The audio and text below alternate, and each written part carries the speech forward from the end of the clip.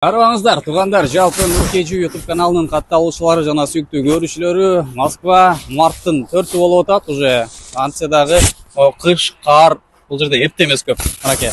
Азыркы учурда мен Маркар автосалонунун эшиктеги сырткы площадкасындамын. Бул жерде көпчүлүк автоунаалар пробег менен автоунаалардын бардыгы мына ушул жерде жайгашкан. Жаңылар болсо уже тиги салондун ичинде.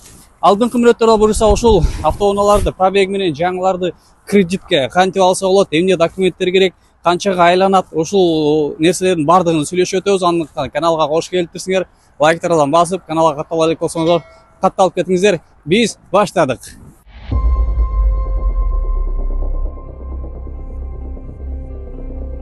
Ассаламу алейкум, Максат байке. Алейкум ассалам. Алдыңызга да келип калдым. Келиңиз. Буюрса, эми жаңылыктар өзгөрүүлөр боюнча сүйлөшөлү.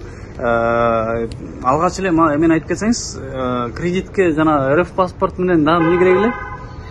РФ паспорт, СНИЛС, права. Водительский. Бирок ал обязательный же не Обязательно деле эмес, паспорт и СНИЛС болсо боло берет. Ага. Так, и получается 5 жылдан 7 жылга чейин бересиңер? 5 жылдан 7 жылга чейин берилет. Так, анан тиги Яндекстин эмесине грузовой порттерге окшотуп айдайын дедим эле да. Бизге жаңы поступление болгон, коммерческий грузовой авто депчи. Бул жерде Газель Next бар, Ford Transit бар, Peugeot Boxster бар, Fiat Ducat бар, Sprinter бар, и Citroen Jumper бар. Аларды эле кредитке берилет. Бардыгы эле кредитке без первоначальный взнос берилет.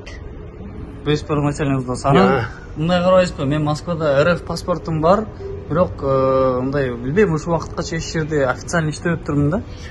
Анан берки кандай окуат? Сиздерде только паспорт менен СНИЛС болсо, бул жерде доход, работа бүт барын справка кылып жазап беребиз, чтобы банктарга справканы бергенде ошону жакшынакай кылып окуп эле жооп берип койсоңор, доходуңарды да көтөрүп беребиз. Ошо банктан звонок келгенде ошо биз берген справканы эле тактап окуп берсеңиздер, болду, жарайт. Значит, доходун жасап берет кезиңер. Так, получается, анан мен эгер 7 жылга созбой эле там 1-2 жылда эле төлөп иштейм, ал жак бул жак десе, процент өзгөрүү болобу, болбойбу? Конечно болот өзгөрүү. Сен айдаган машинаңдын канча жылга алганыңды, ошонун эле процентин төлөйсүң.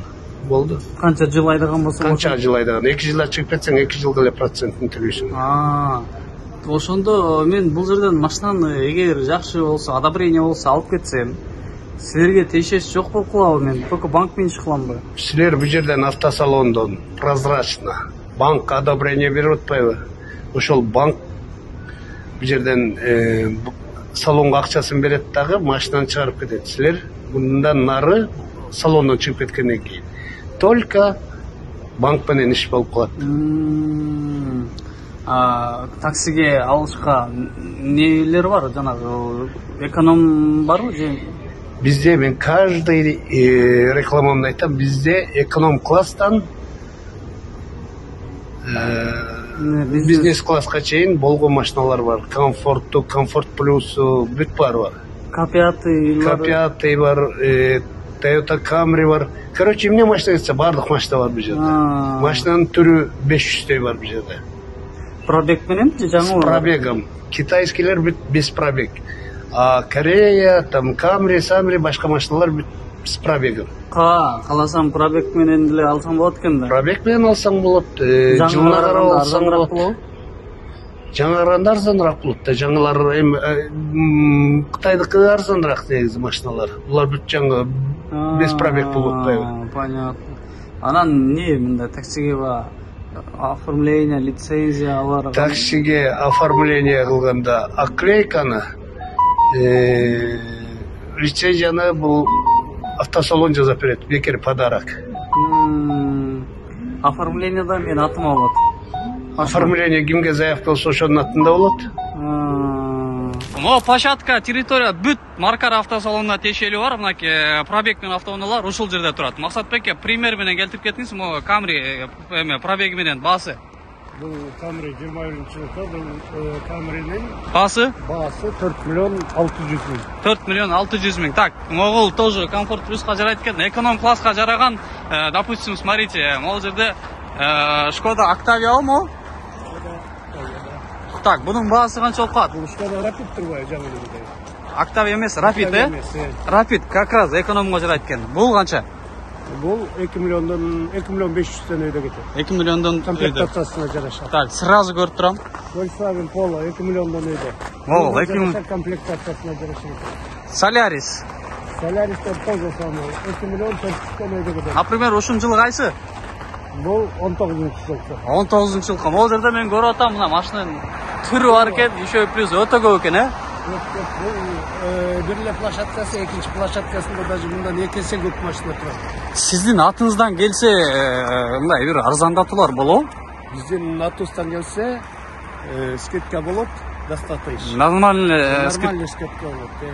Так, подароктар баяғы, каждый демеді айтып отпайым, ошоның бары беріледі. Алар деле акча да бар. И обклейка, лицензия, Пандора там. Алар бүт салоннан. Бардығы бар.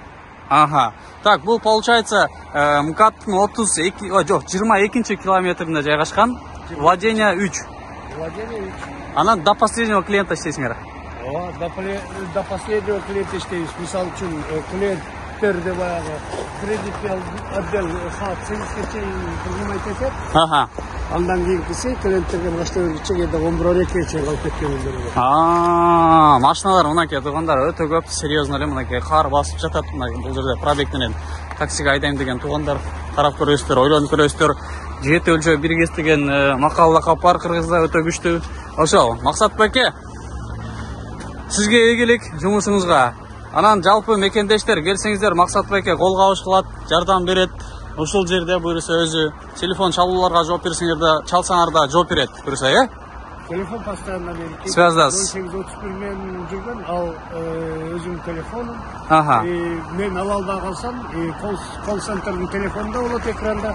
Ага чалып туруңуздар.